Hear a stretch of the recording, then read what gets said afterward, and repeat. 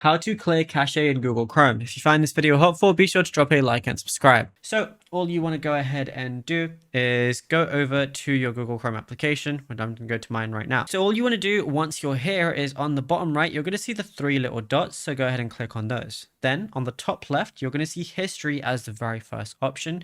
So just go ahead and click on that. This is going to show any of your history. And then what you want to do from this point onwards is go on the bottom left where it says delete browsing data.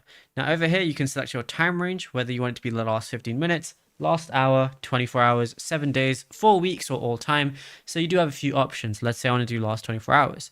Now, you can obviously just delete all your history by going on browsing data, but if you want to delete absolutely everything, you can also choose your cache, your cookies and site data, which is going to clear your cache, cached images and files, which you definitely want to go ahead and do as well.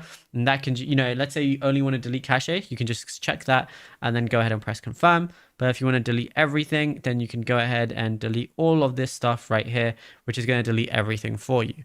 And then go ahead and press confirm, then press delete data at the very bottom, and then that's it. You'll be good to go. Now, if you found this video helpful, be sure to drop a like and subscribe.